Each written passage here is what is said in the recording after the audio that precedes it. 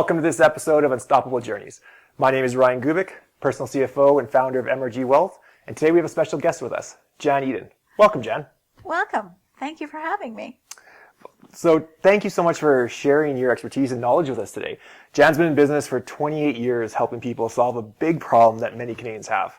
And that is how to get unstuck from being in silos and linear thinking and linear practices that are not producing the results that you want. So Jan, can you share with us a bit about why is that a problem and why did you want to solve it? Well, because it's, almost like a disease. It's contagious. Our systems are built where people are caught in silos, or they're caught where they're not able to expand or be creative, especially in the corporate world. So I, decided to brand myself as a Think Differently expert, because over the 28 years that I've been a professional in this space, everything I do with every client is breaking the mold, breaking the silo, getting people thinking differently. What is possible? What other talents do they have? What is their thinking? So I'm really conscious of how people think. And what I find is today in this world, it's so disruptive that people are hiring people, not for what they've done, but for how they think. And it's really difficult to interview for that. So I've found ways to delve into each person, to separate what they've done to how they think and what they're going to do going forward. Amazing. So as a Think Differently expert, is it fair to say you almost have like part psychology in the background to understand how people think and how to turn that into tangible results? Yeah, it's and everyone is got capabilities they don't even know they have. And until they actually sit down and spend time thinking about it, who am I? What am I capable of? And when we start exploring, it's amazing what comes to the surface. And because we've been trained that you get an education, you get a degree, you're set for life. And that's just a tool in your toolkit. Yeah. It's not to define you. And so often that doesn't actually come to fruition. No. That might be the hope, but the reality is quite different for many people. Yeah, the reality is very different. Yeah, so I've had great success. What made you want to go down this path? Like, you're just celebrating 28 years of business, I think, as a Think Differently expert. Can you share with us a bit of your story? How did you get started? What made you want to help people solve this problem? Well, it was a circumstance that I was in at the time. I was a single mom with 4 children, and 4 and 5 years. So they were, moved them around like a little tribe. 4 and 5 years. That is a full-time job right there, Jan. So I knew employment was not in the future for me because of children. They get sick and, they come first. And so to tell an employer that I wasn't available on certain days because you can't plan when children get sick or they have, school projects that, that you need to be part of. So I thought, well, what do I have that others need? And I built a reputation before I had children, where people saw me as a master at marketing. And it was, again, thinking differently. So even the neighbors would call me over for coffee and they would be thinking of an idea. And they say, Jan, how would you spin this? And it would come out so naturally what I would come out with, and either they would run with it and be very successful from just our conversation over coffee. So I knew I had something, but I didn't know how to put it into a business or frame it. And so I decided that, where's the weakest link in business? And it's the CEO. It's the owner, the business owner, the person at the top, especially employed CEOs. So I thought, well, why don't I explore that area, because they're the decision maker and they would be open to hiring me if they saw that I have value to support them. So what I did is I researched the least entrepreneurial city in Canada at the time. And which city do you think that was? This is in the mid-90s now. Mid-90s. Anything to do with politics? Yeah, 100%. So I targeted Ottawa, and this was the mid-90s, so the internet was just coming out of the closet. So I went to the library and took out the Ottawa phone book and researched 100 small businesses that were in, from A to Z. And you. I wrote them a handwritten letter that I'd be at the Laurentian Club in Ottawa and I'd be serving breakfast, lunch, and dinner. For 3 days that I was there in the September. And I figured they can't say no, because if I said 2:00 on a Wednesday, they say, oh, I'm sorry, I'm busy. And so basically I'd trap them to, well, you can't say no to all of this.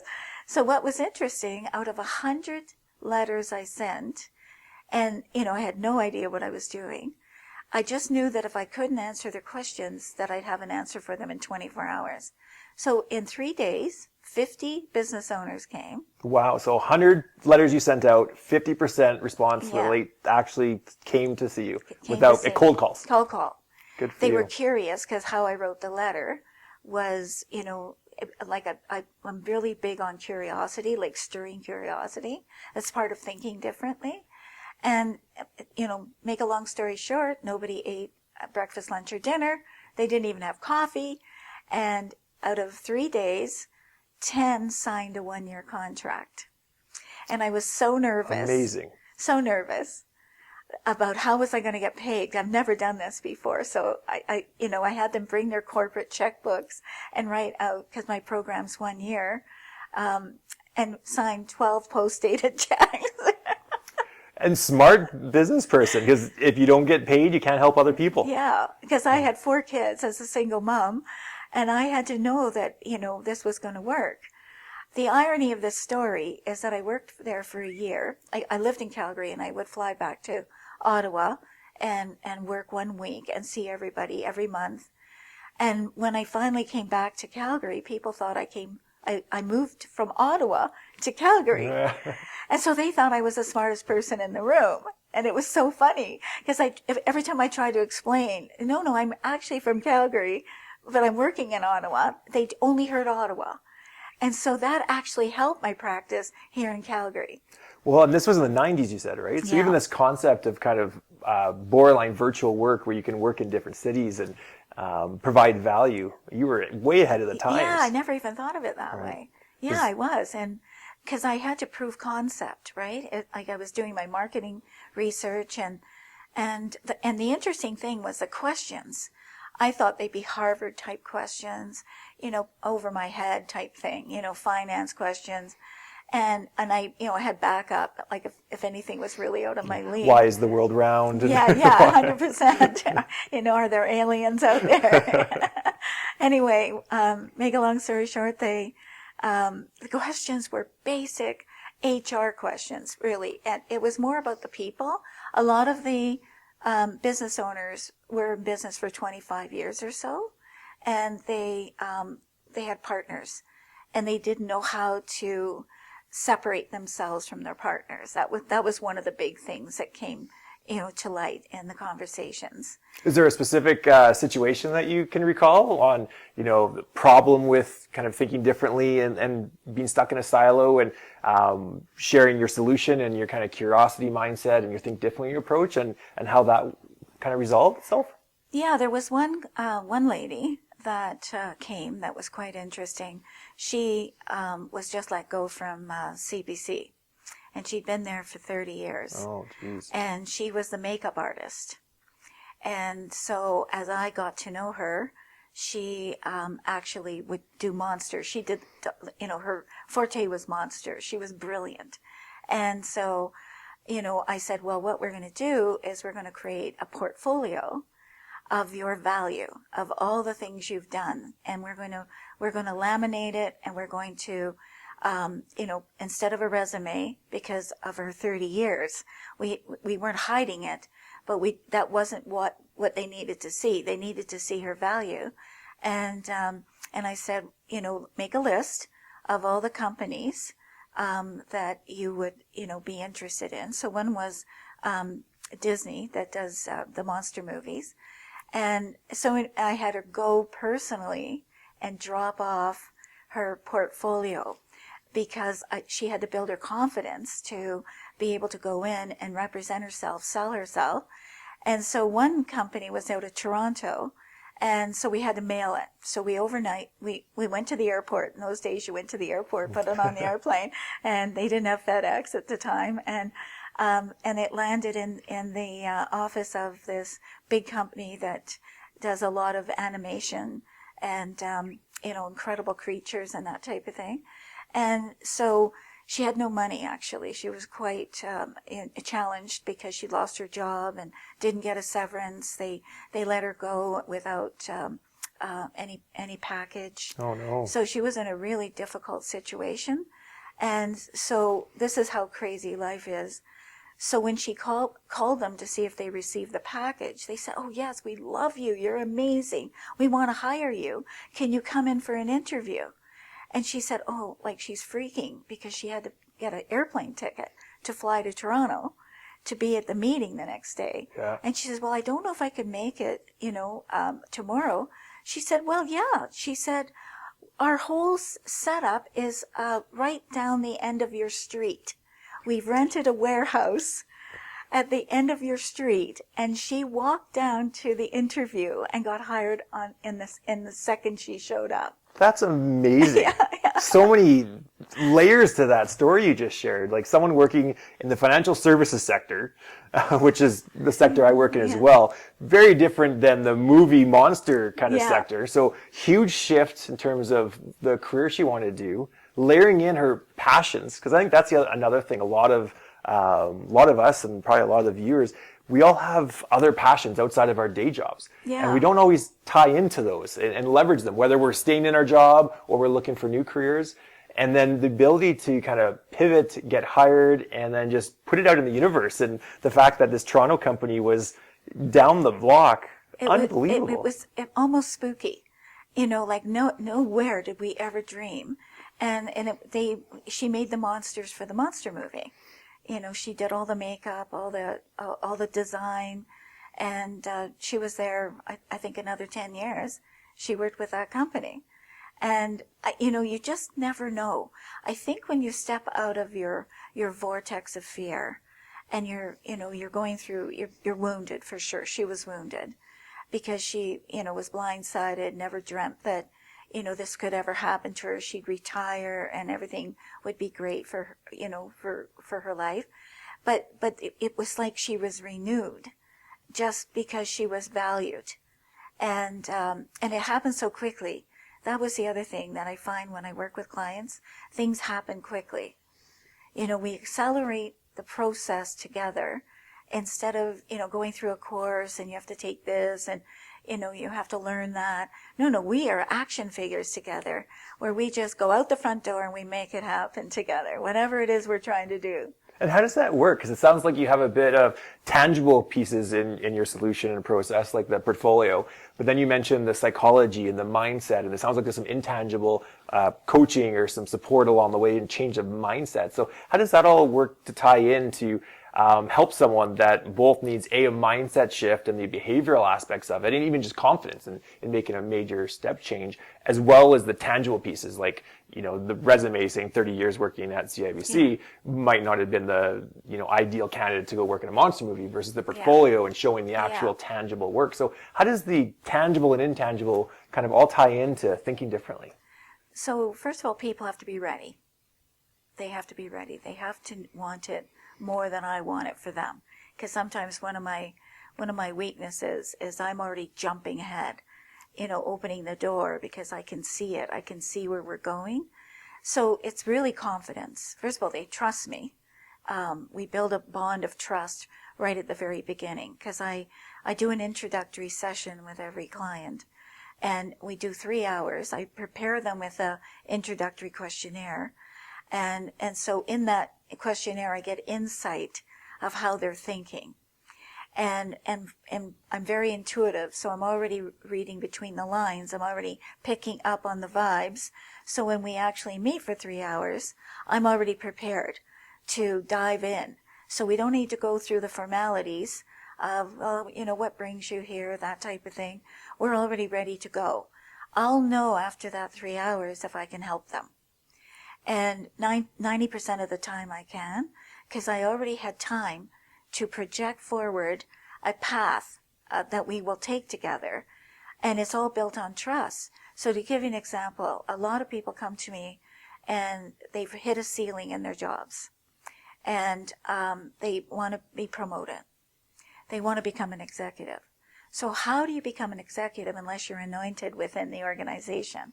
Yeah. So I built so many people keep on trying the old, tried true, working late, showing that they're producing value, working harder, putting more of that input, and not always seeing the value on the outside. Yeah, so we put a strategy together, and I've had 99.9% success rate, either getting them promoted within the organization or in another company where they actually become a vice president or a president, whatever their goal might be. And first of all, they have to have the capabilities. Like, we can't put people in positions if they're not ready. But these people are definitely ready. There's no question. That sounds like that's part of your initial meeting where you're scoping fit and, are you able to help them, and is it aligned with the end state? Yeah, exactly. So going back to what you had said earlier, it is layers of confidence. One of the things I haven't been able to figure out how to design confidence, growth of confidence. So just think about layers of confidence. We're all confident in something, right? But if we open a door to something new, we lack the confidence. So all I'm doing is taking them on a ladder of confidence, of gaining more confidence, trusting themselves, seeing their value, and then they graduate into believing in the truth about themselves. As we do that, we start attracting to us what we're looking to achieve. That's a really good point and extremely powerful. I talk with clients all the time about their values and visions and aligning, being very intentful with their actions towards their vision. Without believing in yourself and without having that vision of where you want to go, it's extremely difficult to achieve it. Yeah. It's amazing what you just said. I think that's a really powerful piece. Yeah, and you can't do it by yourself. Some people can, like there's magnificent people out there, but who's behind the scenes? So I'm a silent partner in their success. I'm behind, and what's interesting is that because I can't turn off my valve. I'm not a psychologist where, okay, your time's up.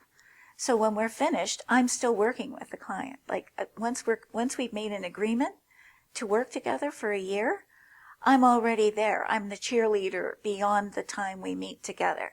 And that's so valuable too. Having someone that's invested in you and your journey to help you along the way. That's amazing.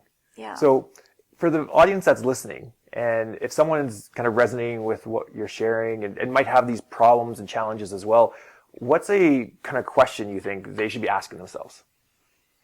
Well, number one, are they happy where they're at? Because, if they reach their full potential, let's use that. And, because happiness is nebulous. Like you can't, people, we're all seeking happiness. Like if we're either happy or we're not. Yeah. And it can change on a day-to-day basis.